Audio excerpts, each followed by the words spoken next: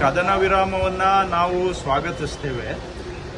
ಆದರೆ ನನಗೆ ಒಂದು ಪ್ರಶ್ನೆ ಅನೇಕರು ನಿನ್ನೆ ಎಲ್ಲ ತಲೆ ಎತ್ತಿದ್ದಾರೆ, ಪ್ರಶ್ನೆ ತಲೆ ಎತ್ತಿದೆ. ಏನು ಅಂದರೆ, ಈಗ ನಾವು ಯುದ್ಧ ಆರಂಭ ಮಾಡೋದಕ್ಕೆ ಮೊದಲು ಎಲ್ಲ ವಿಷಯವನ್ನು ಅವಲೋಕನ ಮಾಡಿ ಯುದ್ಧ ಆರಂಭ ಮಾಡಬೇಕು. ಆರಂಭ ಮಾಡಿದ ಮೇಲೆ ಅವರಿಗೆ ಪಾಠ ಕಲಿಸಲೇಬೇಕು ಅನ್ನೋದು ನಮ್ಮ ಗುರಿಯಾಗಿತ್ತು. ಆದರೆ ಈಗ ಅವ್ರಿಗೆ ನಿಜವಾಗಿ ನಾವು ಪಾಠ ಕಲಿಸಿದೀವಿ ಅನ್ನೋ ಒಂದು ಪ್ರಶ್ನೆ ನನ್ನ ಮನಸ್ಸಿನಲ್ಲಂತೂ ಬರ್ತಾ ಇದೆ.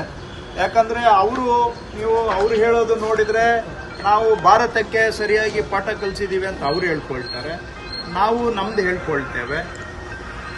ಅವರಿಗೆ ಇನ್ನೊಂದು ಬಾರಿ ಭಾರತದ ಆಂತರಿಕ ವಿಷಯದಲ್ಲಿ ಬೆರಳು ತೋರಿಸುವ ದುಸ್ಸಾಹಸ ಮಾಡದಂತಹ ಪಾಠವನ್ನು ಅವರಿಗೆ ಕಲಿಸಬೇಕಾಗಿತ್ತು.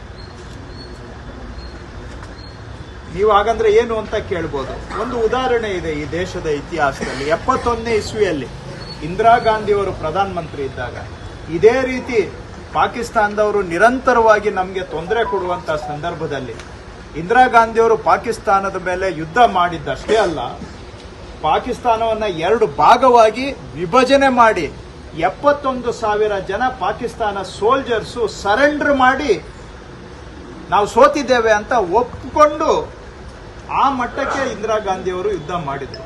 ಸೊ ನಾವು ಯುದ್ಧಕ್ಕೆ ಹೋದ್ಮೇಲೆ ಒಂದು ತಾರ್ಕಿಕ ಅಂತ್ಯ ಸಿಗಬೇಕು. ಅದರಿಂದ ಅದನ್ನೆಲ್ಲ ಲೆಕ್ಕ ಹಾಕಿ ಯುದ್ಧಕ್ಕೆ ಹೋಗಬೇಕು. ಈಗ ಅಮೆರಿಕಾದವ್ರು ಹೇಳಿದ್ರು ಅಂತ ಹೇಳಿ ಕೂಡಲೇ ನಾವು ಹಿಂತೆಗೆದು ಬಿಟ್ರೆ ನಮ್ಮ ಯಾವ ಉದ್ದೇಶದಿಂದ ನಾವು ಈ ಕದನವನ್ನು ಆರಂಭ ಮಾಡಿದ್ವಿ ಆ ಉದ್ದೇಶ ಈಡೇರಿದೆಯಾ ಅನ್ನುವಂತಹದ್ದು ಒಂದು ಪ್ರಶ್ನೆ ನಮ್ಮ ಮನಸ್ಸಿನಲ್ಲಿ ಉದ್ಭವ ಆಗುತ್ತೆ. ಇದಕ್ಕೆ ಕೇಂದ್ರ ಸರ್ಕಾರದವರು ಉತ್ತರ ಕೊಡಬೇಕು. ಎರಡನೇದು, ನಾವು ಯಾವಾಗಲೂ ಕೂಡ ಕಾಶ್ಮೀರ ನಮ್ಮ ಆಂತರಿಕ ವಿಷಯ ಅಂತ ನಾವು ಇವತ್ತಲ್ಲ 84ನೇ ಇಸ್ವಿಯಲ್ಲಿ ಅವಾಗ ನಾವು ಶಿಮ್ಲಾ ಒಪ್ಪಂದ ಮಾಡಿಕೊಂಡಾಗಿಂದ ಕಾಶ್ಮೀರ ನಮ್ಮ ಆಂತರಿಕ ವಿಷಯ. ಇದಕ್ಕೆ ಪಾಕಿಸ್ತಾನವೂ ಕೂಡ ಒಪ್ಕೊಂಡಿದೆ. ಹೌದು, Kashmir is an internal affair of India ಅಂತ. ಆದರೆ ಇವತ್ತು ಅಮೆರಿಕ ಮಧ್ಯವಸ್ಥಿಕೆ ವಹಿಸುವಂತಹದ್ದು ಕಾಶ್ಮೀರ ವಿಷಯದಲ್ಲಿ ಅವರು ನಾವು ಮಧ್ಯವಸ್ಥಿಕೆ ವಹಿಸ್ತೀವಿ ಅಂತ ಹೇಳಿದ ಮೇಲೆ ಹಾಗಾದ್ರೆ ನಾವು ಇಷ್ಟು ದಿನ ನಾವು ತೆಗೆದುಕೊಂಡಿದ್ದಂತ ನಿಲುವು ಏನಾಯ್ತು ಅಲ್ಲಿಗೆ? ಈಗ ಕಾಶ್ಮೀರ ಭಾರತದ ಆಂತರಿಕ ವಿಷಯನ ಅಥವಾ ಅಂತಾರಾಷ್ಟ್ರೀಯ ವಿಷಯನ? ಈಗ ನಾವೇ ಎಲ್ಲೋ ಒಂದು ಕಡೆ ಇದನ್ನ ಅಂತಾರಾಷ್ಟ್ರೀಕರಣ ಮಾಡ್ತಾ ಇದ್ದೇವೆ, ಇಂಟರ್ನ್ಯಾಷನಲೈಸ್ ಮಾಡ್ತಾ ಇದ್ದೇವೆ.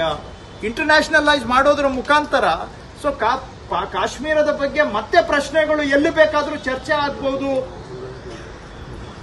ಯಾರು ಬೇಕಾದ್ರೂ ಮಾತಾಡಬಹುದು, ಅವರೆಲ್ಲ ನಮಗೆ ಉಪದೇಶ ಕೊಡಬಹುದು ಅನ್ನುವಂಥದ್ದು. ಆದರೆ ಇದರಿಂದ ನಮಗೆ ನಷ್ಟನೇ ಅಂತ ನನ್ಗನ್ಸುತ್ತೆ. ಸೊ ಹಾಗಾಗಿ ಈ ಕದನ ಆರಂಭ ಮಾಡುವಾಗ ಶಾಶ್ವತವಾದಂತಹ ಒಂದು ಪಾಠ ಪಾಕಿಸ್ತಾನಕ್ಕೆ ಕಲಿಸಲೇಬೇಕು ಅನ್ನೋ ಒಂದು ಸಂಕಲ್ಪದಿಂದ ನಾವು ಯುದ್ಧ ಆರಂಭ ಮಾಡಿದ್ದೇವೆ.